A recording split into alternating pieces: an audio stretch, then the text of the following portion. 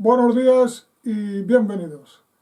Como dijimos en la primera parte, en esta segunda vamos a ver qué estudios se han hecho, quién los ha hecho, qué resultados han obtenido y a ver si de momento ya empezamos a llegar a alguna conclusión. En el próximo capítulo hablaremos de las conclusiones de estos informes y la repercusión sobre la salud. Empezaremos con una pequeña introducción de la doctora en biomedicina, que ayer ya os la presenté, Ana María Olivares. Vamos pues a escucharlo. Bien, entonces el caso es que a partir de ultravioleta, más o menos, en ciertas gamas del ultravioleta, se empieza a considerar radiación ionizante.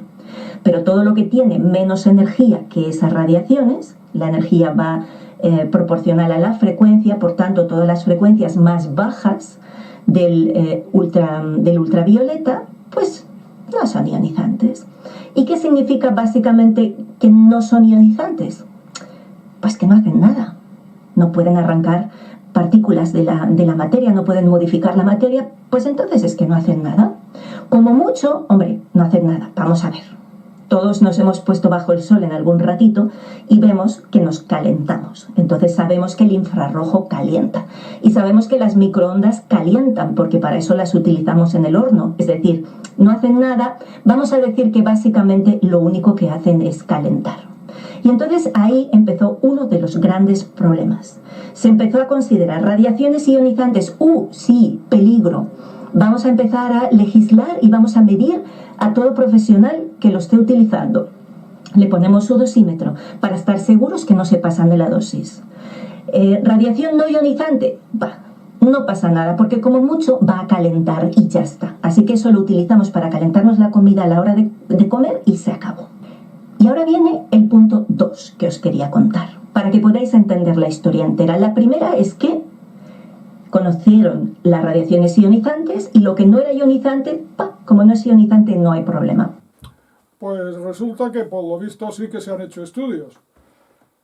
Vamos a ir telegráficamente con el más famoso de todos, que es el que últimamente se ha publicado en todos los periódicos, desmintiendo que las radiaciones 5G puedan tener efectos sobre la salud.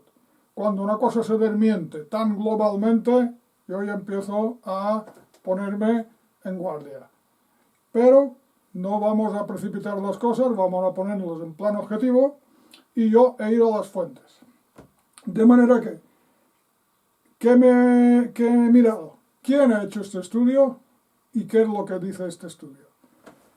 ¿Quién lo ha hecho? Pues resulta que les pondré el enlace para que ustedes lo vean. Lo ha hecho una empresa privada que reside en Alemania y cuyos científicos y el comité directivo en este informe se ve cómo están íntimamente relacionados con compañías de telecomunicaciones. Y esto que tienen un código ético que tienen que hacer todas las declaraciones de su currículum para ver que no estén como un juez. Un juez que tiene que dictar una sentencia no puede estar compinchado o subvencionado a sueldo de cualquier empresario que él tenga que juzgar, ¿no? Esto es lógico, ¿no? Pues aquí pueden ver que están relacionados con las compañías Ericsson, Mitsubishi, Electric, Motorola, Nokia, Alcatel, y analiza uno por uno los miembros del comité de investigación.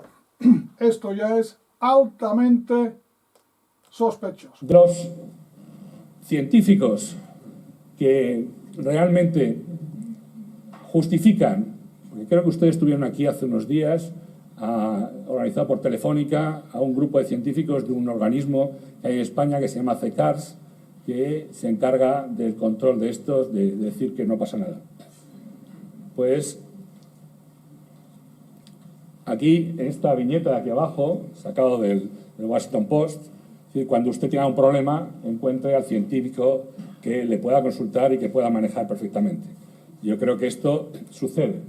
Y aquí, en esta otra diapositiva, vemos claramente que la diferencia que hay de resultados entre los resultados científicos sobre efectos biológicos entre aquellos experimentos financiados por la industria y aquellos que no están financiados por la industria. Qué curioso, ¿no? Es realmente curioso que aquellos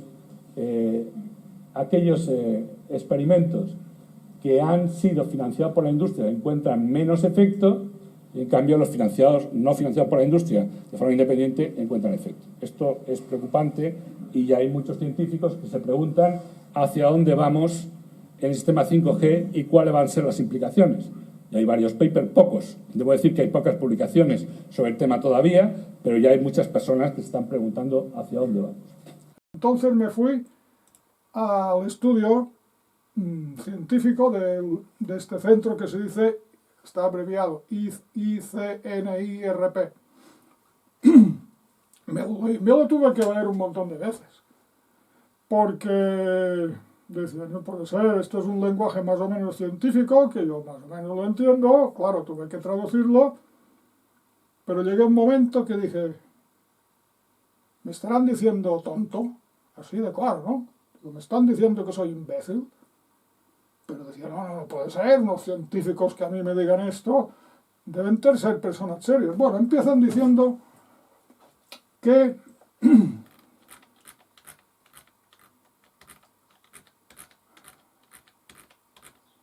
a ver si nos vamos al principio. Primero dice, de manera similar, se considera que los participantes voluntarios de la investigación están fuera del alcance de estas pautas, de manera que no van a investigar con voluntarios, con personas físicas, porque esto podía ser un problema ético, de manera que van a hacer estudios simulados, con modelos y en el laboratorio. Bien. Bueno, después dije, mucha literatura, vamos a entrar en el tema, vamos a entrar, digo, a ver si vais a entrar en el tema. Me interesaba ver cuáles son los parámetros que ustedes estudian y cuáles son los resultados, claro. Y entonces resulta que llego a un punto, venga, y después de mirar y mirar, que miran 4 parámetros. Dice, estudian 4 factores: estimulación nerviosa, la permeabilidad de la membrana y la elevación de la temperatura. Se lo traduzco y se lo explico un poco. 3 factores. Pero cuando veo y analizo estos 3 factores que estudian, primero, estimulación nerviosa. Se estimula el sistema nervioso.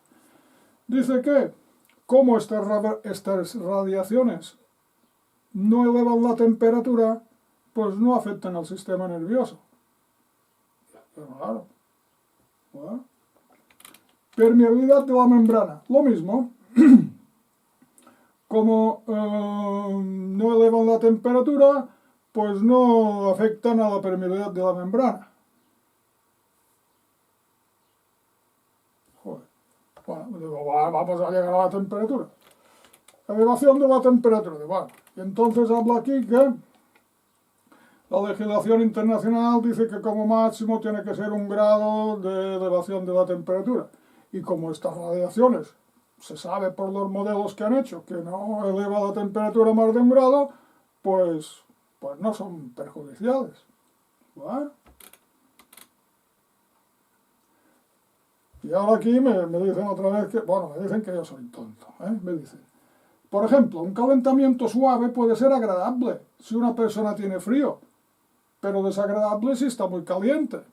Claro, en verano se hace calor y en invierno hace frío. Y como solo puede elevar, no eleva mucho, 1 grado, pues no pasa nada. Porque si tienes calor, pues lo dice aquí, en otras palabras, si tienes calor, pues te quitas ropa o te pones ropa si tienes frío, ¿no? Después habla de la temperatura básica del cuerpo humano, que son 37 grados, por si ustedes no lo sabían. Y que una variación de 1 grado, pues no tiene importancia. Después, para decirnos esto, está en media página. Y después dicen que trabajan con un modelo teórico. Bueno, modelo teórico. Después más temperatura. Hay unas 90, la palabra temperatura se repite 90 veces. Temperatura. Y después dice un aumento de la temperatura local de hasta 42 grados podía producir dolor en el cuerpo. Pero como esto no produce un aumento de temperatura, pues no hay dolor en el cuerpo. Bueno, claro. Bien, bueno, otra página para decirte esto. O dos.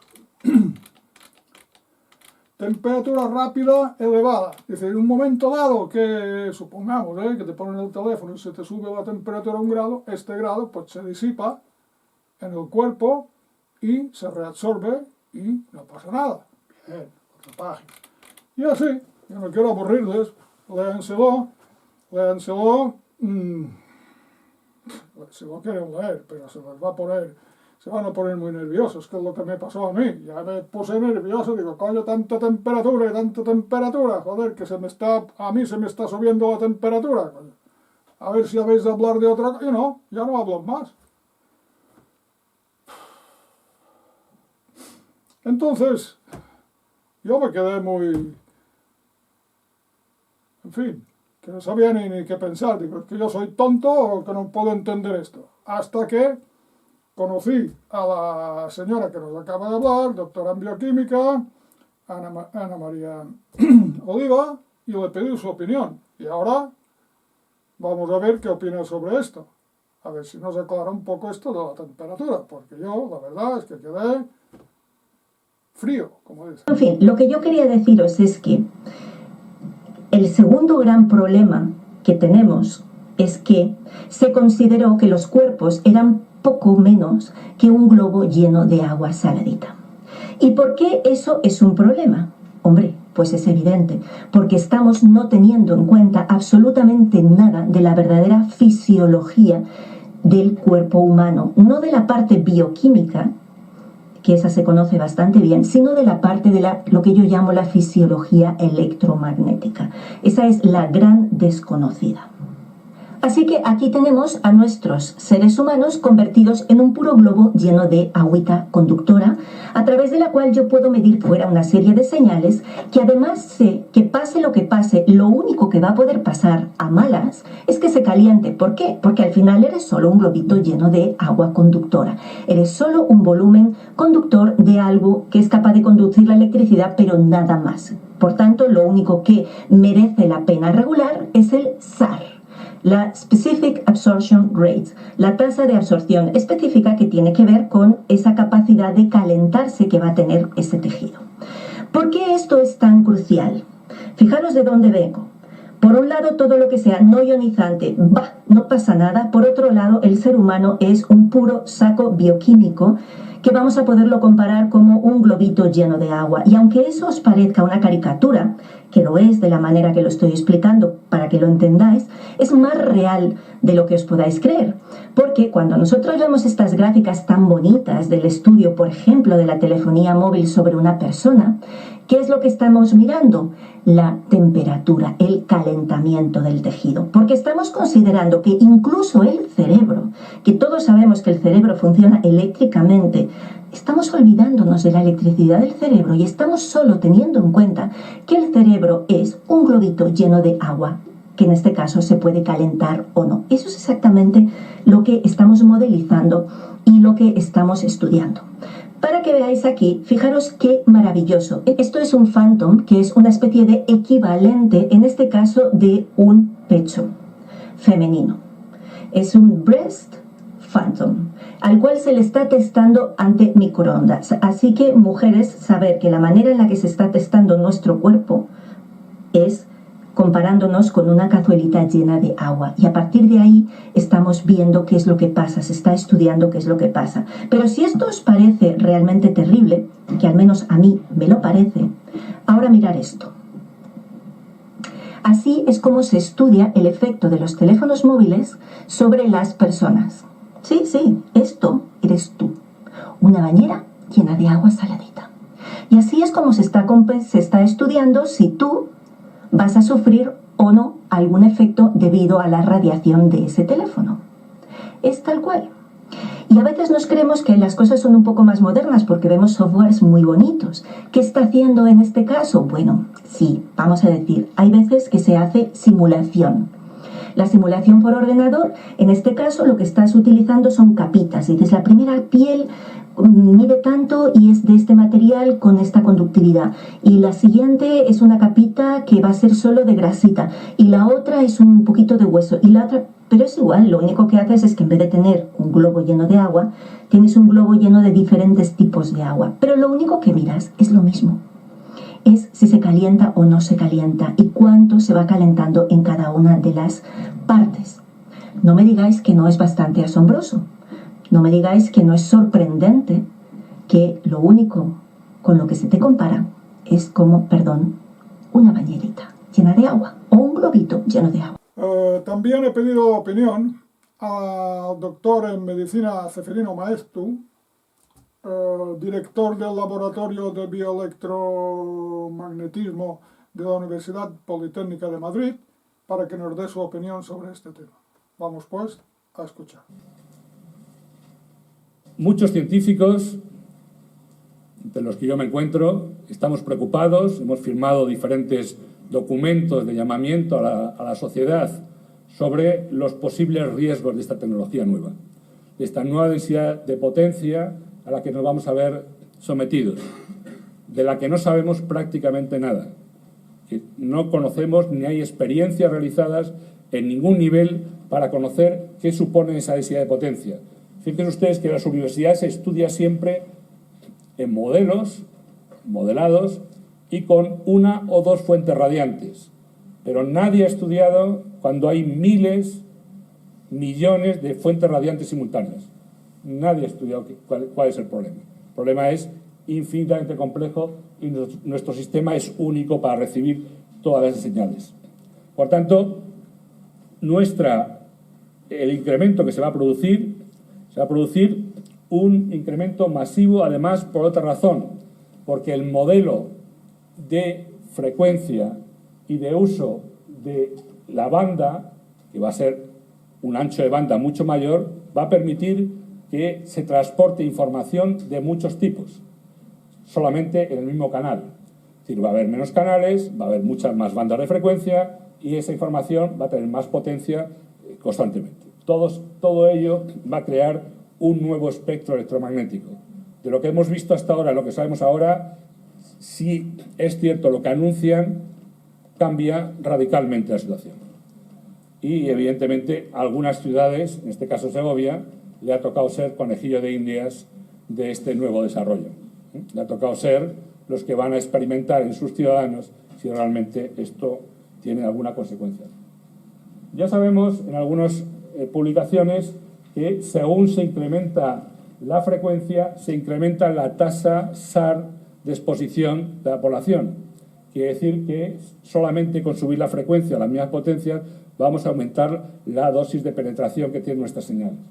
Eso hay ya bastantes estudios que lo atestiguan, como el estudio de las densidades de potencia relativa que tiene nuestro sistema, y ya se encuentran muy próximas, en muchos casos, a la densidad de potencia que consideran seguras para lo que llamamos el efecto térmico.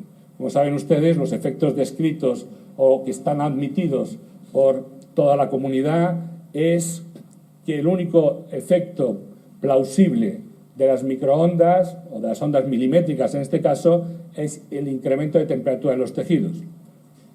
Es el único admitido, no quiere decir que sea el único que exista.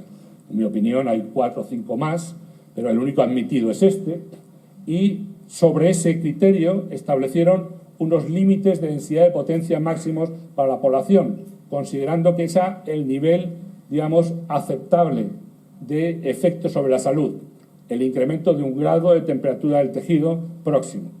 Pues bien, con los niveles actuales y el crecimiento que se está produciendo, estaremos muy próximos, según estos pronósticos, a la densidad de potencia necesaria para el efecto térmico. Estaremos muy próximos, sin contar el resto de efectos que no son tenidos en cuenta, que según mi opinión, incluso en muchos casos son más importantes. Pues ya han oído ustedes lo que dicen estos especialistas. ¿Y qué es lo que digo yo? Que no soy nadie. Pues opino algo diferente. Y es que sí que se han hecho estudios. Y sí que se han hecho estudios sobre personas, in vivo, no in vitro en el laboratorio, in vivo. lo que no se han publicado los resultados, porque como han escuchado ustedes, aquí en España pues se hizo un experimento en Segovia, y hay muchas ciudades que tienen tecnología 5G y todavía estamos esperando los informes y los resultados. No se preocupen, no los publicarán. Pero yo sí que tengo los informes y los resultados. Y los voy a publicar en el próximo capítulo o en el siguiente para que ustedes y cualquiera pueda verlos. Y ahora les voy a dar un avance. Miren, estaba hablando de Segovia. Miren. Segovia, la ciudad con más contagios de Castilla y León en las últimas 24 horas. Esto sale en la prensa. Segovia tiene la tasa de mortalidad por coronavirus más alta de Castilla y León. Voy a comprobarlo, yo no me fío de los periódicos.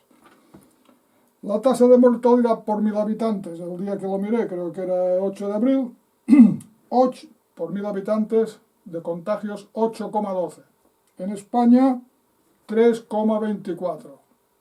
O sea, un 250% más que la media de España. Segovia, donde se hizo este experimento. ¿Queda claro? Esto es un vermut, ¿eh? Tengo más datos. De manera que, con todos estos datos que tengo, hace tiempo que estoy buscando una cosa que antes proliferaba, pero ahora es dificilísima de encontrar. No hay manera de encontrar a un periodista. Es imposible, no lo sé. No he podido localizar a un periodista que quiera escucharme para que le cuente estos datos, que los analice y si le parece que son lógicos, consulte las fuentes, lo confirme y lo publique. Pues no, señores. Han desaparecido. Y no sé si... Y ahora, como resulta que, para terminar, resulta que como no sabemos si nos están tratando de tontos o como si fuéramos niños, pues para terminar les voy a contar un cuento. Pero es un cuento para no dormir. ¿Se han fijado que en el título pone, en lugar de poner un 5 y una G mayúscula, pone 5G? Pues esto tiene relación con el cuento que les voy a contar. Eso era una vez, en un país lejano, había un rey preocupado por la gobernabilidad de su pueblo, porque resulta que había muchos delincuentes que en sus domicilios efectuaban delincuencia y sus soldados no podían localizarlos porque, claro, estaban de noche en sus casas y no podían eliminar este problema. Entonces al rey se le ocurrió ir a otro país todavía más lejano y contrató a 3 grandes, enormes gigantes, unos gigantes invisibles. Algunos decían que tenían un gran ojo y unas grandes orejas. Uno se llamaba Google, otro se llamaba YouTube y otro se llamaba Facebook. Y estos gigantes, con sus ojos y sus antenas, podían ver y escuchar lo que hacían los habitantes en sus casas. Sabían lo que pensaban, lo que escribían, lo que decían, lo que hacían. Y entonces rápidamente pudieron localizarlos y expulsarlos del territorio. Y de esta manera volvió a renacer la calma en el país mágico,